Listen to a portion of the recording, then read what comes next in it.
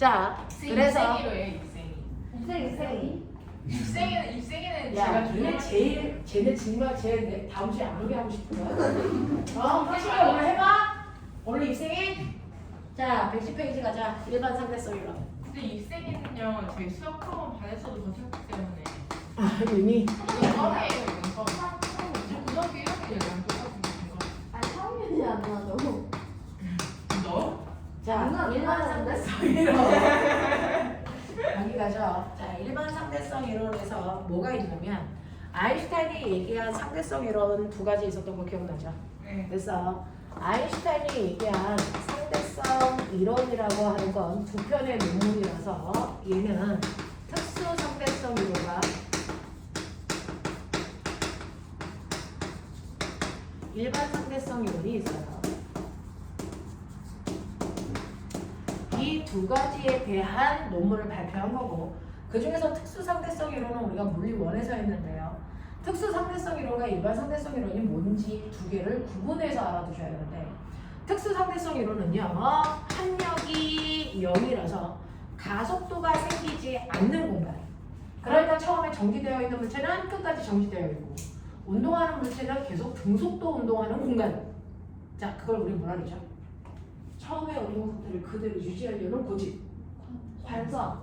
됐습니까? 네. 그래서 특수 상대성 이론은 관성이 성립되는 공간인데, 물리에서는 공간을 뭐라고 하냐면 좌표계라고 합니다. 그래서 관성 좌표계 안에서 나타나는 현상들을 설명한 게 특수 상대성 이론이라면, 일반 상대성 이론은 그걸 뺀 나머지 알짜기비 작용합니다. 그래서 가속도가 생기는 공간. 그래서 이 공간을 우리는 뭐라 그런다? 이거를 가속 좌표계라고 그런다. 그래서 각각 서로 반대되는 공간에서 나타나는 현상들을 각각 설명한 이론인데요. 이때 특수 상대성 이론을 설명하는 관성좌표계에서 나타나는 특수 상대성 이론을 이해하기 위해서는 두 가지 원리가 성립한다는 걸 알고 갔어야 된다. 그래서 특수 상대성 이론은 어떤 원리가 성립하냐면, 운동은 서로 상대적인 거다. 이렇게 지구에 있는 어떤 아이가 오른쪽으로 0.6c의 속력으로 가고 있는 우주선을 보면, 지구에 있는 A가 보면 우주선은 오른쪽으로 0.6c로 가죠. 근데 우주선에 타고 있는 관찰자인 B가 보면 누가 가는 거니? 누가 갑니까? A가 가는 거죠. 지구가 가는 거죠. 어느 쪽으로? 왼쪽으로 0.6c의 속도로 가요. 그래서 이렇게 관찰하는 사람이 달라지면 운동이 다르게 느껴진다. 그래서 라고 하는 첫 번째 상대성 원리가 성립된다. 이걸 이해하고 있어야 특수 상대성 이론을 설명할 수 있다. 이런 얘기고요. 두 번째는 이렇게 상대성 원리가 성립하는데, 그 상대성 원리의 대표적인 건 상대 속도예요. 그래서 우리가 상대 속도를 구하는 방법도 알고 계시는 거죠. 그래서 상대 속도는 뭐야? 내가 관찰한 상대방의 속도죠. 됐죠? 네. 그래서 상대방이요, 오른쪽으로 2m/s의 속력으로 가고 있어. 자, 가고 있는 이 상대방을 내가 관찰을 해요. 자, 근데 나는 처음에 정지되어 있어요. 그러면 상대방이 2m/s의 속력으로 가고 있는 걸 내가 정지 상태로 보면, 내가 느낀 상대방의 속도는 얼마로 가는 것처럼 보인다? 네, 오른쪽으로 2의 빠르기로 가는 것처럼 보이겠죠. 그래서 근데 내가 정지되어 있는 게 아니고요, 상대방과 똑같이 오른쪽으로 2m/s의 속력으로 간다면, 상대방은 그대로 오른쪽으로 2m/s의 속력으로 가지만 나 또한 오른쪽으로 2m/s의 속력으로 간다면, 그래서 내가 느낀 상대방의 속도는 얼마니? 0이죠. 정지되어 있는 것처럼 보여요. 또 상대방은 그대로 2의 빠르기로 가지만 내가 속력을 더 내서 추월해서 간다면, 12의 빠르기로 가면 상대방은 어디로 가는 것처럼 보입니까? 뒤로 가는 것처럼 보이죠. 얼마의 빠르기로? 10의 빠르기로. 됐습니까? 자, 그러면 이러한 상대 속도는 여러분들이 굳이 계산하지, 여러분들이 생각하지 않아도 계산할 수 있어요. 상대 속도는 어떻게 구하는 거다? 상대방의 속도에서 나의 속도만큼을 뭐 하면 된다? 빼면 되죠. 그러니까 상대방의 속도에서 나의 속도를 뺀 만큼이 내가 느낀 상대 속도가 되는 거죠. 그래서 이렇게 빼보시면 내가 느낀 값이 그대로 나오는 걸 볼 수 있어요. 됐죠? 이런 식으로 운동은 상대적인 거다. 아무리 상대방의 운동이 변하지 않더라도 그걸 관찰하는 사람들의 운동이 바뀌면 상대방의 빠르기가 다르게 느껴지더라. 됐습니까? 이게 상대성 원리예요. 자, 그런가 하면 이렇게 모든 물체는 상대성 원리에 의해서 관찰자에 따라서 운동이 달라 보이는데 그렇지 않으려고 딱 하나 있다. 누구만? 빛만. 빛의 속도는 누가 봐도 뭐하다? 빛의 속도로 간다. 불변한다. 됐습니까? 그거를 뭐라고 합니까? 광소 불변의 원리라고 합니다. 그래서 이 두 가지 원리를 이용해서 우리는 특수 상대성 이론을 설명할 수 있는 현상 세 가지 있었어요. 그래서 이걸 통해서 누군가가 봤을 때 동시에 일어나지만 그래서 다른 곳에 있는 사람이 보면 동시가 아닐 수도 있다 라고 했었어요. 그래서 동시성의 뭐야? 상대성. 예를 들면 우주선 안에서 네, 광원장치에서 빛이 오른쪽으로도 왼쪽으로도 광속으로 빛이 나가고 있어요. 그래서 그 실험을 우주선이 0.6c의 속도로 가고 있는 우주선 안에 있는 사람이 그 실험을 하는 거죠. 자, 그랬을 때 왼쪽으로 D만큼 떨어져 있는 이곳에 빛을 감지하는 광센서인 가가 있어요. 자, 오른쪽으로 D만큼 떨어져 있는 곳에 또 다른 광센서인 나가 있어요. 어느 곳에 먼저 도착합니까? 동시에 도착하죠. 그래서 우주선 안에 있는 관찰자인 A가 봤을 때는 가 센서에 도착하는 사건과 나 센서에 도착하는 사건이 동시에 일어나는 거예요. 근데 이걸 지구에 있는 또 다른 관찰자가 보죠. B가. 그래서 그러면 어디에 먼저 도착합니까? 어디에 먼저 도착합니까? 가에 먼저 도착하죠. 왜? 빛을 빵 하고 내서 빛이 가고 있는 동안도 우주선은 앞으로 가죠. 됐죠? 우주선이 앞으로 가니까 가라는 광센서는 우주선에 의해서 웬만큼 오기 때문에 D보다 조금만 가면 가한테 도착해요. 그래서 근데 나라고 하는 광센서는 우주선 때문에 앞으로 가니까 D라는 거리보다 훨씬 더 많이 가야 부딪히겠죠. 그래서 밖에 있는 관찰자가 보면 이 사건은 동시에 일어나는 게 아니라는 거죠. 그래서 이거를 우리가 동시성의 상대성이라고 하는 거고요. 그 다음에 두 번째는 시간 뭐가 일어났다? 팽창이 일어났다. 기억나니? 세 번째 길이 뭐가 일어났다? 수축이 일어났다. 이 얘기였는데요. 수식으로 정리하는 건 안 하고요. 그냥 여러분들이 어떤 내용이었는지만 머릿속에 뽑아내 보시면 실제로요. 여러분들이 보시는 것처럼 지구의 대기권 밖에 뮤온이라고 하는 입자가 만들어졌죠. 이 뮤온이라는 입자는 질량을 가지고 있기 때문에 지구 주변에서 만들어지면 지구의 만일력에 의해서 끌려 들어오면서 떨어져요. 그렇죠? 얘는 속도가 빨라서 0.99c에 가까운 속도로 떨어지지만 수명이 열나 짧다. 그래서 이 대기권 전체의 길이가 1000km이기 때문에 얘 수명으로는 이 빠르기로 와도 절대로 바닥에 도착할 수가 없는데 지구에 있는 사람이 관찰하면 뮤온이 바닥에 있는 걸 관찰할 수 있다는 거죠. 도착한다는 거죠. 그러면 뮤온이 여기서 여기까지 왔네? 그 오는 상황을 뮤온은 뭐라고 설명할까? 지구인은 어떤 일이 있다고 설명할까? 이 설명하는 게 두 개가 다른 거죠. 그래서 이때 뮤온의 입장에서 보면 어떻게 설명합니까? 나의 수명은 예를 들어서 1초야. 내가 떨어질 때 나의 수명이 바뀌니? 아니죠. 뮤온의 입장에서는요. 자기의 수명은 어떤 일이 있어도 1초예요.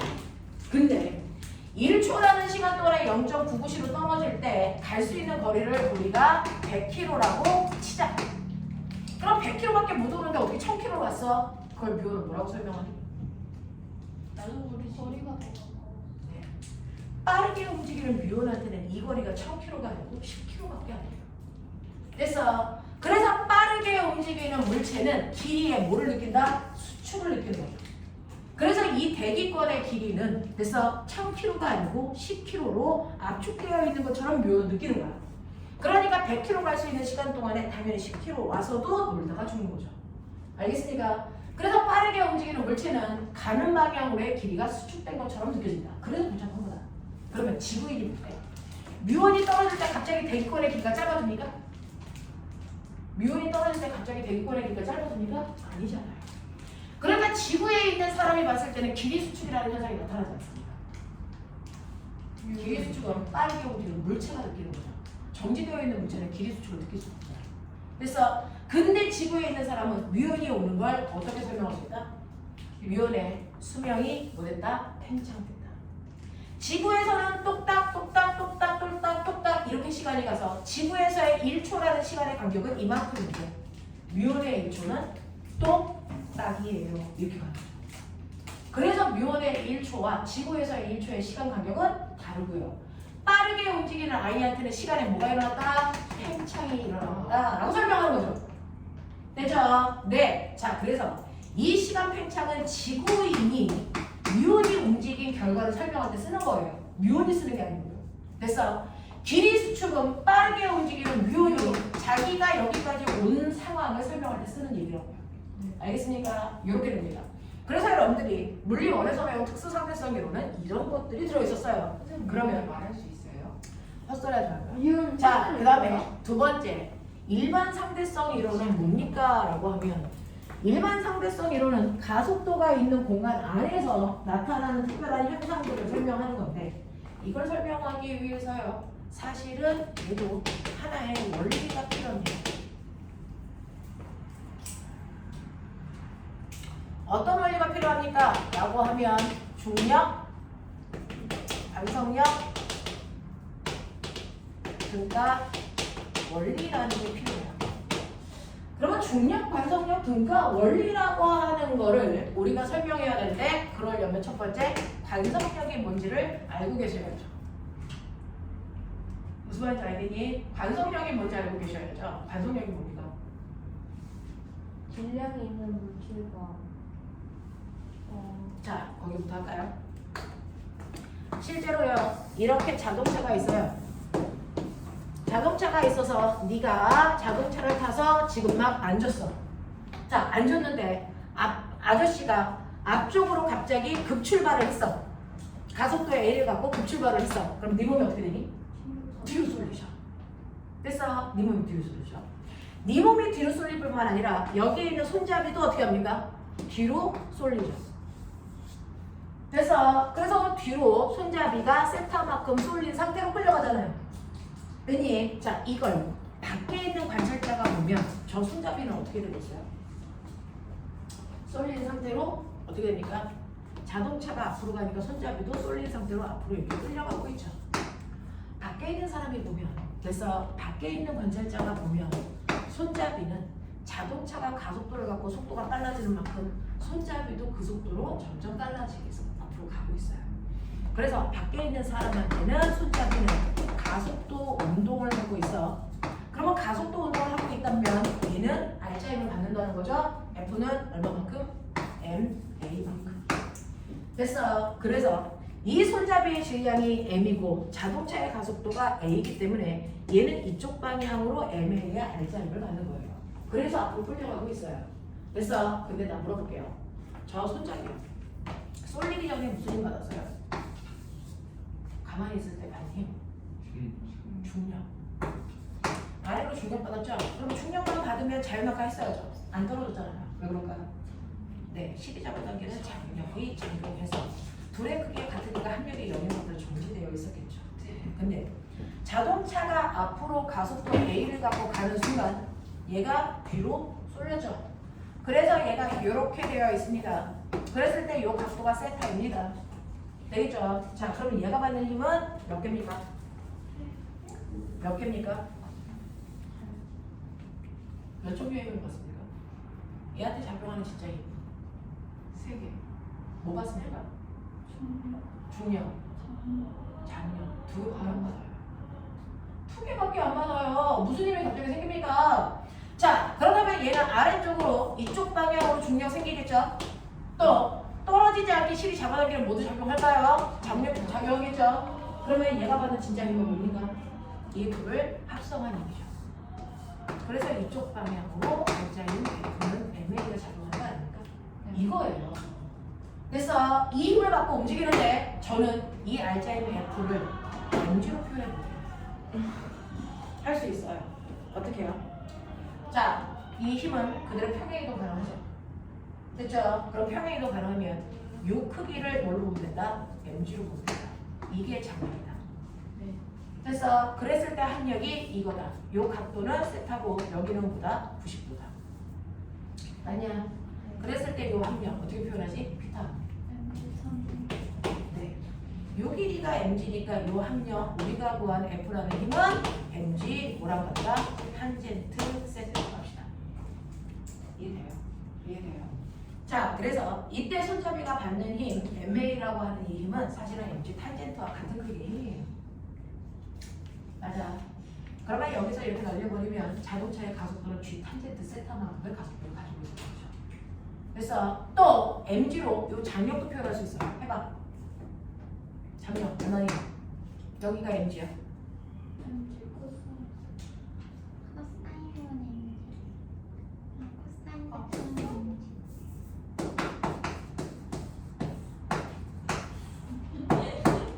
이죠. 되겠어요? 네. 자, 이런 식으로 손잡이가 쏠렸을 때 손잡이가 받는 R자인 F는 MA라는 이 힘이 사실은 mg 탄젠트 세타만큼의 힘이에요. 되겠죠? 그래서 밖에 있는 사람이 보면 이 손잡이는 F는 MA라고 하는 mg 탄젠트 세타라는 R자인을 받아서 등가속도 운동하는 걸로 보인단 말이에요. 네. 근데 이걸 안에 있는 관찰자가 보면 손잡이는 어떻게 되어 있을까요? 아! 여기 아마 안에 있는 사람이 보면 손잡이는 무슨 운동을 하는 것처럼 보일까요? 알겠습니다. 안에 있는 사람이 보면 저 손잡이는 어떤 운동을 하는 것처럼 보일까요? 정지? 맞아요. 정지입니다. 안에 있는 사람이 보면 그래서 손잡이가 여기서 여기까지 쏠려온 동안을 움직이는 것처럼 보이지만 쏠려온 다음에 자동차가 앞으로 가는 동안은 자기와 손잡이 사이에 거리의 변화가 있냐니 없어요. 그러니 손잡이가 뭐 되어 있는 것처럼 느껴진다? 정지되어 있다라고 생각한다. 정지되어 있으려면 합력이 얼마여야 되는데? 0이어야 돼.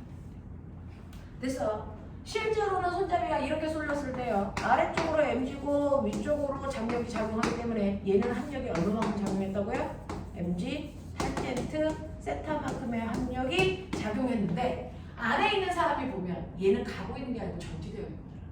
그러면 안에 있는 사람이 느끼는 현상을 설명하기 위해서는 또 다른 힘이 필요해요.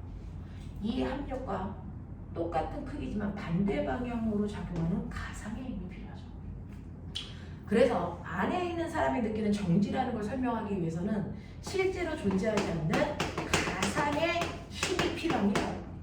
그래서 그 가상의 힘이 실제 작용하는 이 힘과 크기는 같지만 방향이 반대인 어떤 힘이 작용한다. 이렇게 생각해야 합력을 0 만들 수 있는 거 아니야? 그랬을 때 생각하는 이 가상의 힘을 우리는 퉁쳐서 이걸 뭐라고 한다? 관성력이라고 관성력이라고 되냐? 그래서 이 물체는 됐죠? 실제 힘과 반대되는 관성의 힘이 작용합니다. 그래서 그러니 가속도와 반대 방향의 가속도가 작용한다고 생각하면 되는 거야. 무슨 말인지 알겠습니까?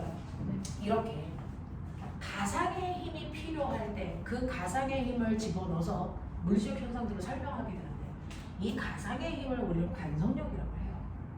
그래서 그러면 가상의 힘이라고 왜 해요? 실제 힘 아니에요? 아니죠. 실제 작용하는 힘은 어디에 있는 사람이 봐도 다 느낄 수 있는 힘이야. 맞죠? 네. 그러니까 얘한테 작용하는 중력과 장력은 모든 사람이 다 느껴서 이거 가지고 합력도 하잖아요. 근데 이 가상의 이 힘은 누구만 느끼는 힘이? 네. 가속도가 있는 공간 안에 있는 사람과 물체만 느끼는 힘이죠. 밖에 있는 사람한테는 그 힘이 느껴지냐 안 느껴지냐? 안 느껴져요. 모든 사람한테 느끼는 게 아니고 특정한 공간 안에 있는 사람들한테만 그래서 느껴지는 힘이니까 그 실존하는 힘이 아니라는 거죠. 그래서 그걸 가상의 힘, 관성력이라고 한다. 이 관성력은 무조건 실존하는 합력과 무조건 방향, 크기는 같고 방향이 반대인 힘이다. 알겠습니까? 네, 그래서 가상의 힘인 관성력까지를 집어넣어야 안에 있는 사람이 느끼는 상황을 설명할 수 있죠. 무슨 말인지 알겠습니까? 네, 이렇게 되는 겁니다. 자, 그러면 이러한 관성력은 언제 생겨요? 관성력은요, 보시는 것처럼 반드시 가속도가 있는 공간 안에 있는 사람들이 느낍니다. 그래서 가속도가 있는 공간 안에 있는 사람이 느끼는 걸로 가속도와 무조건 어느 방향? 반대 방향으로 작용합니다. 실제 물체가 받는 가속도와 무조건 반대 방향으로 작용하는 가상의 힘을 우리는 관성력이라고 한다. 알겠습니까? 네, 느껴볼게요. 관성력 느껴본 적 있어? 네. 맨날 느껴요. 엘리베이터 타면 맨날 느껴요. 그래서 여러분들이요, 이렇게 엘리베이터를 타고 있어요. 자, 여기에 예서가 타고 있다고 치자. 예서의 질량을 얼마로 볼까요? 얼마로 볼까요? 80. 야씨, 깎아줄게. 40.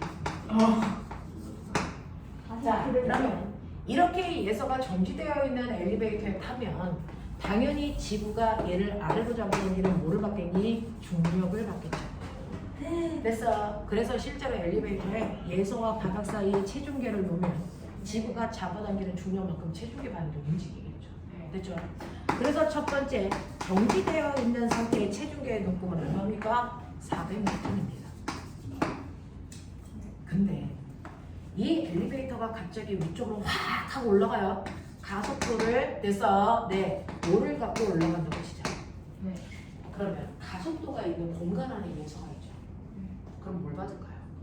관성력을 받아요. 실제 가속도와 반대 방향으로 가속도가 작용해서 관성력을 만듭니다. 그러니까 어느 방향으로? 아래 방향으로. 그래서 관성력이 작용하겠죠. 얼마만큼? 마이너스 NA만큼의 관성력이 생겨요. 이때 마이너스는 방향을 얘기하지 음수란 뜻이 아닙니다. 무슨 말인지 알겠어요? 그러면 이 예서의 몸무게가 됐죠? 네, 위쪽으로 가속도를 갖고 올라가고 있을 때는 얘 중력 mg에다가 됐어, 뭐를 더하면 돼요? 관성력을 더한 만큼이 체중계를 누르는 힘이 돼요. 그러니까 이거 400에다가 관성력이 얼마냐면 40 곱하기 5 하시면 200 나오겠죠. 그래서 체중계를 실제로 누르는 요거의 힘은 400이 아니고 얼마 됩니까? 600이 돼요. 이때 늘어난 200N의 이 힘이 됐어, 바로 뭡니까? 관성력이라는 힘이에요. 자, 그랬다가 집에 가까이에 오면 엘리베이터를 멈추려고 요번에 가속도가 아래로 붙죠. 그러면 얘한테 관성력은 어디로 붙겠니? 위로 붙죠. 그래서 얼마만큼 붙을까요? 이쪽으로 200N만큼 붙겠죠. 그러면 체중계를 누르는 힘은 멈출 때는 얼마입니까? 네, 200N만큼이 작용하겠죠. 알겠습니까? 이런 식으로요, 실제로 여러분들 엘리베이터를 타면 순간 엘리베이터가 출발할 때 내 몸이 밑으로 가라앉는 듯한 느낌이 드는데 그건 관성력 때문이고요. 빠르게 움직이는 엘리베이터가 멈출 때 내 몸이 순간 붕 뜨는 듯한 느낌이 들어요. 이것도 관성력 때문이고요. 그걸 극단적으로 느끼고 싶으면 타세요. 뭐요? 바이킹이에요. 아, 맞아요. 바이킹을 타고요, 밑으로 이렇게 하다가 바이킹이 여기서 멈추는데 너는 관성력 때문에 어떻게 되니? 관성력 때문에 어떻게 됩니까? 어떻게 됩니까? 여기서 멈추려고 가속도를 어디로 줬겠어요? 아래로 줬겠죠. 얘는 올라가니까. 그러면 너는 관성력 어디로 갔니? 위로 갔죠. 그래서 바이킹이 멈췄는데 네 몸이 뭐합니까? 앞으로 쑥 하죠. 그래서 엉덩이하고 의자가 뜨죠. 이렇게 떠도 되나 싶을 정도로 뜨지 않습니까? 그런 거예요. 그 정도는 아닌데. 그 정도로 떠야죠. 그래서 그랬다가 밑으로 우악 하고 내리면 우악 여기가 움직이는데 이때도 위로 올라갈 때는 가속도가 아래로 붙죠. 그럼 가속력은 어디로 붙어요? 위로 붙죠. 됐어요. 그래서 몸이 훅하게 뜨죠. 되겠냐? 네, 이런 거예요. 그래서 이런 식으로 바이킹에서 여러분들이 엉덩이가 이렇게 붕 뜨는 거, 이 관성력이 너를 자꾸 당겨준다 이 생각하면 돼요. 되겠냐? 네. 자, 이렇죠. 이렇게 된 기둥에 여기 이렇게 앉아 있는 거. 그죠? 네. 자, 이렇게 했다가 순간 얘가 아래로 훅! 그리고 내려갈 때 되게 주가처럼 가속도가 아래로 붙을 때 관성력은 어디로 붙습니까? 위로 붙죠. 그래서 의자는 내려갔는데 내 몸은 아직 거기 있죠? 오! 이게 관성력이야! 되겠냐? 이런 식으로요. 가속도가 있는 공간에서 무조건 가속도와 반대 방향. 그래서 작용하는 힘이 관성력입니다. 자, 이 관성력을 우리가 버스나 엘리베이터에서도 느낄 수 있지만 우리가 조금 전에 배웠던 실에다가 물체를 이렇게 매달아서 뭐 할 거니? 뱅글뱅글 돌리죠. 그래서 원동하죠. 얘한테 작용하는 실제 힘이 뭐죠? 실제 힘이 뭐죠? 원의 중심 방향 물체를 잡아당기는 뭐가 작용하니? 이항력이 작용하죠. 됐어? 얼마만큼? F는 MA만큼 작용하죠. 됐어? 그러면 여기에 돌고 있는 E. 됐어? 공안에 네가 타고 있어. 그럼 너는 뭘 받겠니? 가속도가 있는 공간 안에 있으니까 넌 뭘 받니? 반성력. 어디로 받겠니? 바깥쪽으로 튕겨나가려는 힘을 받겠죠. 됐어. 그래서 등속 원운동하는 물체, 실제로 원의 중심방향으로 작용하는 구심력이 있지만 그 안에 타고 있는 사람은 구심력과 무조건 무슨 방향? 반대 방향으로 튕겨나가려는 반성력을 받아요. 그 반성력의 이름이 뭡니까? 원심력이죠.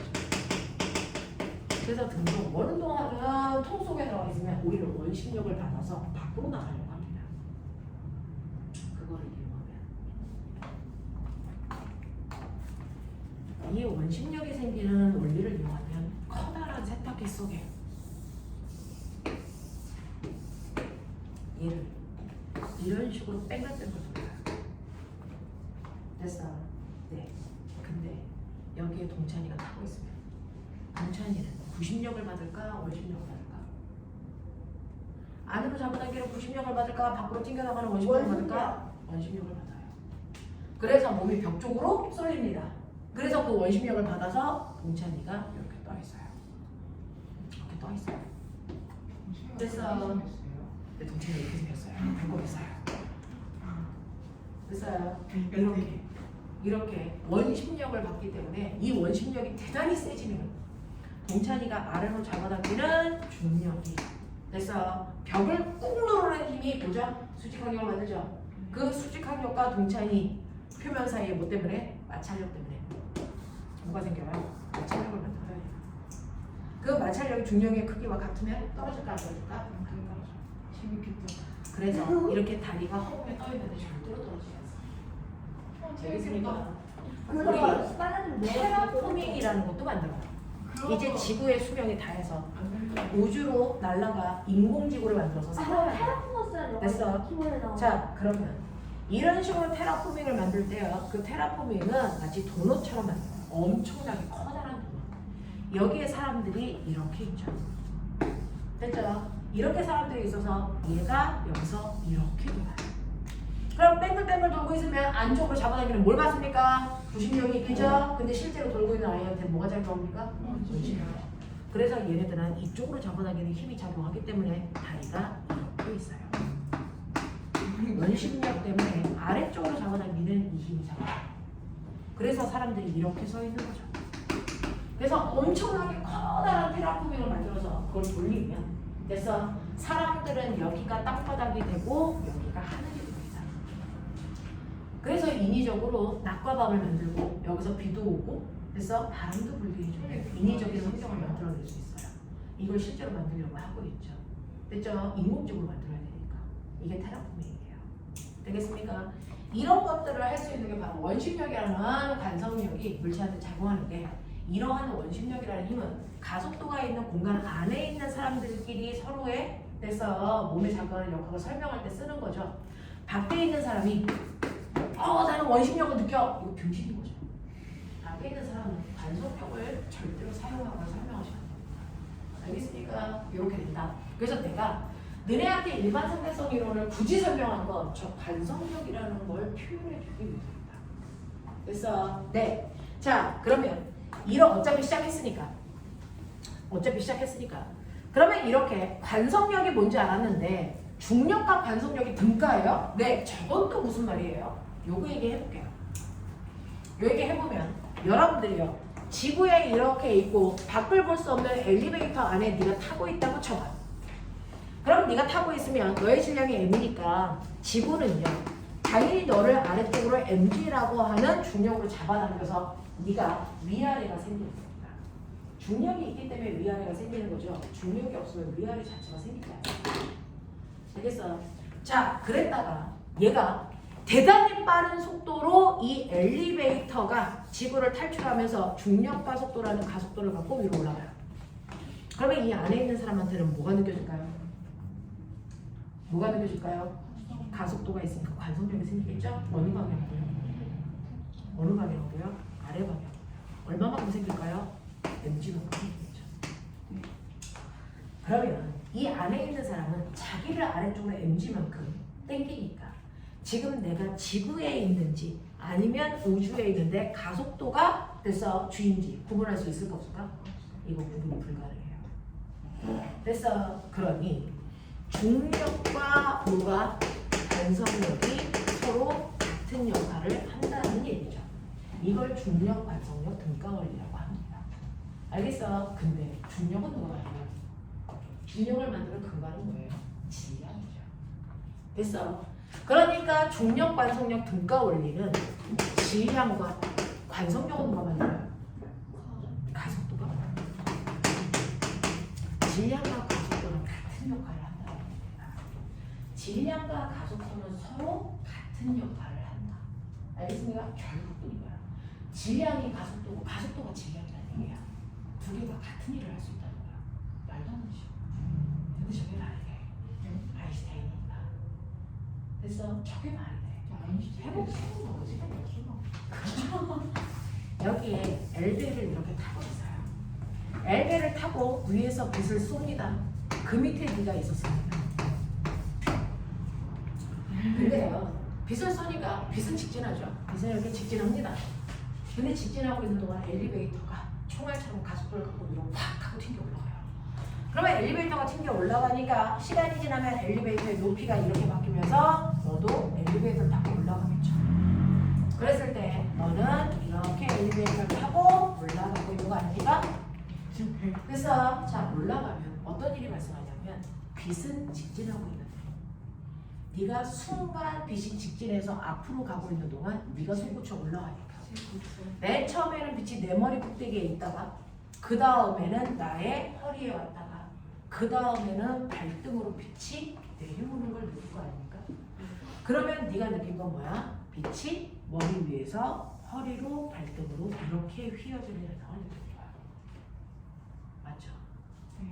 내가 갑자기 이리로 솟구치니까 빛이 그래서 직진하는 게 아니고 아래로 휘는 것처럼 느껴지는 거죠. 그 빛을 휘게 한 게 누굽니까? 누굽니까? 가속도죠. 그럼 가속도가 빛을 휘게 할 수 있다면 누구도 휘게 할 수 있다는 거예요? 질량. 엄청나게 큰 질량을 가지고 있는 물질들은 빛을 휘게 해요. 그걸 또 관찰한다. 그 우주에서 아인슈타인. 그러니까 아인슈타인한테 친구를 만들어 주지 그랬어. 이걸 아인슈타인이 관찰한다? 빛이 휜다는 걸 어떻게 관찰을 하냐면 이렇게 가속도에 의해서 빛이 휜다면 엄청난 질량을 가지고 있는 아이가 빛을 휘게 하는데 그 엄청난 질량을 가지고 있는 게 태양이에요. 태양에서 지글지글 빛이 나오는 걸 우리는 매일 보죠. 지구에서 이렇게 내가 보고 있죠. 근데 겁도 없는 아이가 이 주변을 막 보고 있죠. 이게 누구야? 달이죠. 그래서 달이 내 눈앞에 이렇게 오는 순간 어떤 일이 발생하니? 내 눈에 그래서 달이 훅 하고 가니까 그 뒤에 있는 태양이 보일까 안 보일까? 안 보이죠. 뭐가 일어나는 거야? 일식 현상이 일어나죠. 됐어? 자 이렇게 해서 일식이 일어나는데 얘가 정확하게 태양을 다 가렸어요. 개기일식이 일어납니다. 그럼 어떤 일이 발생합니까? 주변에 흐린 빛을 가지고 있어서 보이지 않았다 했더니 보이겠죠. 그렇죠? 그래서 개기일식이 딱 일어났을 때 아인슈타인이 봤더니 여기에 그래서 별들이 이렇게 있는데 누구도 발견하지 못한 별이 4개나 있어. 이걸 아인슈타인의 십자가라고 불러. 이걸 발견한 거야. 그러면 자 하늘에 떠있는 누구도 발견하지 못한 별을 딱 발견하면 그 다음엔 뭐해? 그 별에다가 이름을 붙여야지. 이런 과학자들이 늘 하고 싶은 건 뭐야? 자기 이름 딴 별. 됐어? 네, 만들어내는 거죠. 그래서 저건 아인슈타인 1번 별, 2번 별 이거 하고 싶은 거야 아인슈타인. 그죠? 네, 그 본능이죠. 자, 그래서 와 여기에 있는 누구도 발견하지 못한 이 별이 있네. 내 이름 따서 아인슈타인 별이라고 사람들한테 알려줘야지. 자, 그러려면 저 별은 어떤 특성을 가지고 있는 어떤 별이야 라고 하는 걸 분석해야 돼. 그래서 아인슈타인이 이 별하고 이 별하고 이 별하고 이 별하고 어떤 특성을 가지고 있는지 미친 듯이 딱 분석을 했는데 이게 뭐야? 이 별이 같은 별이야.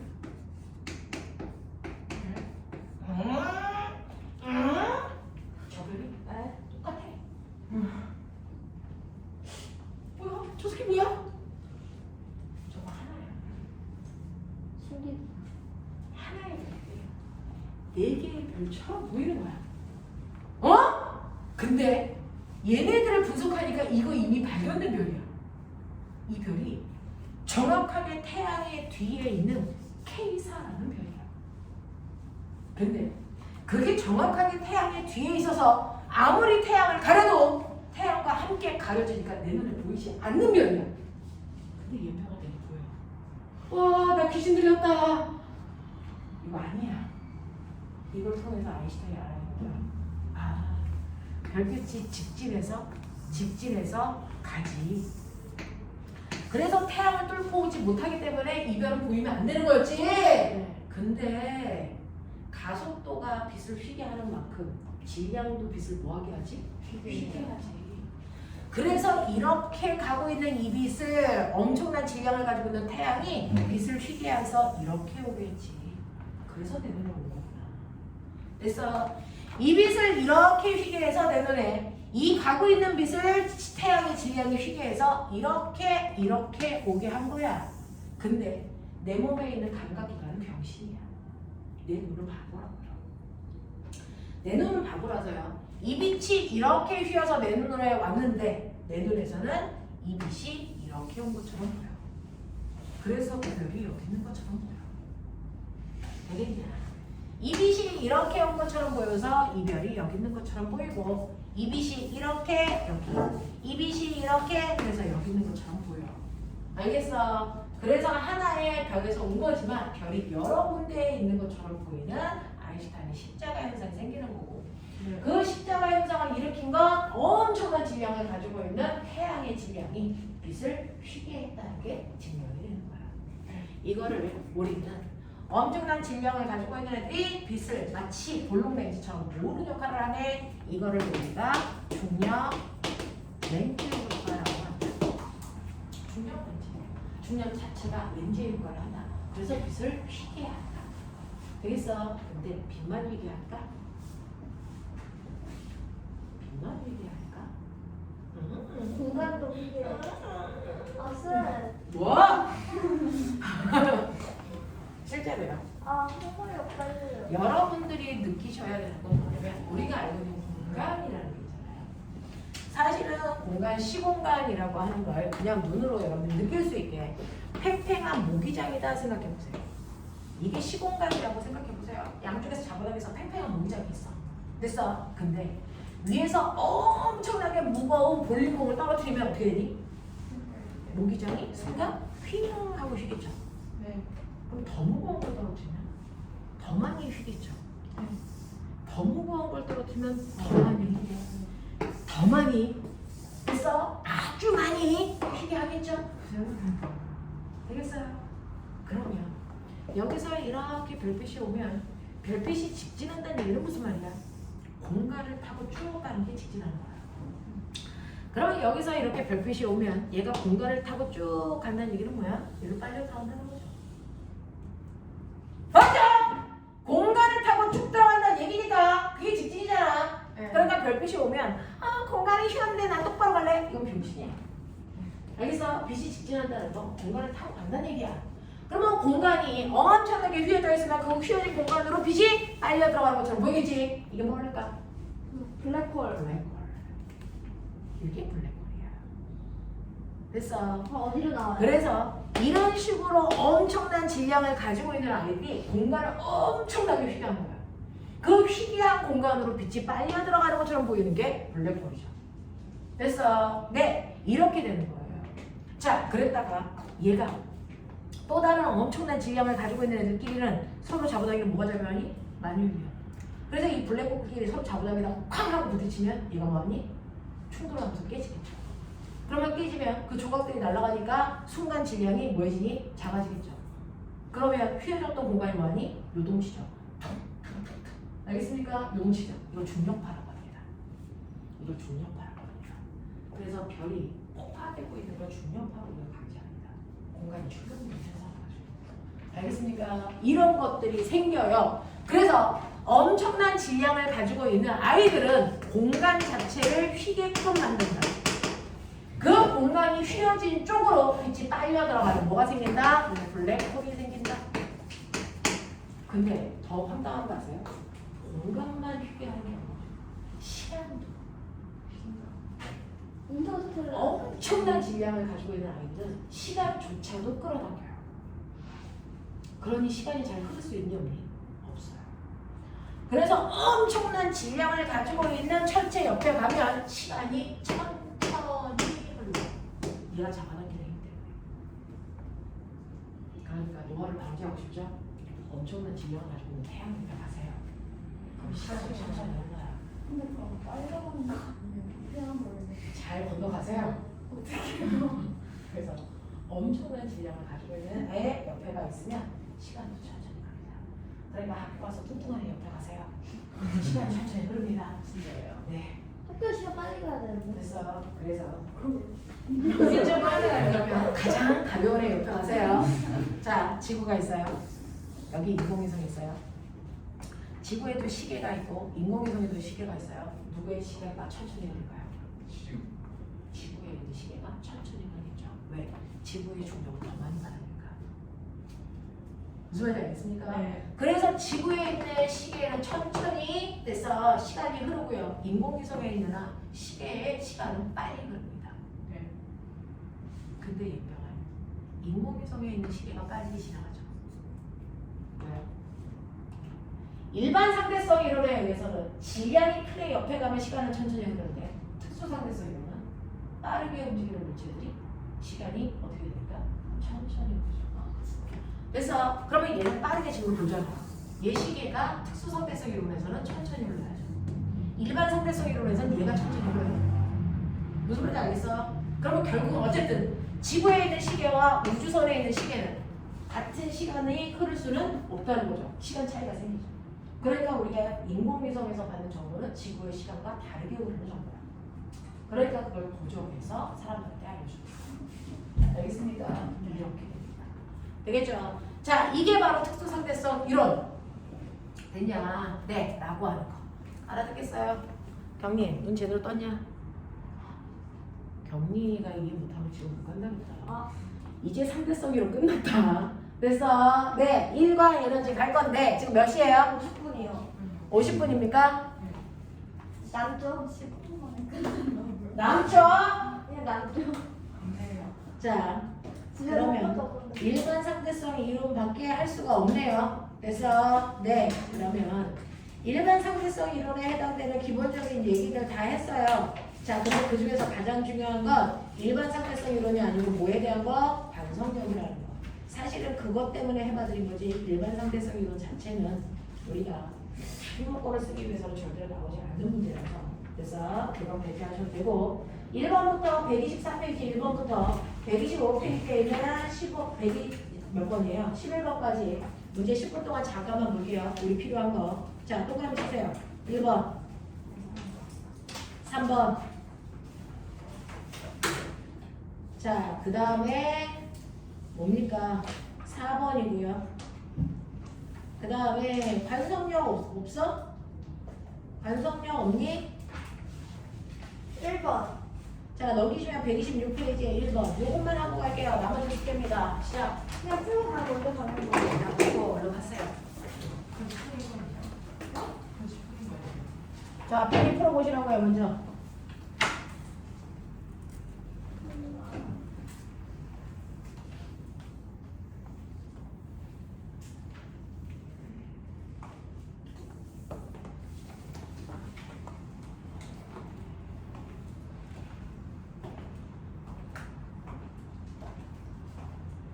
앞에 봐도 돼요? 네.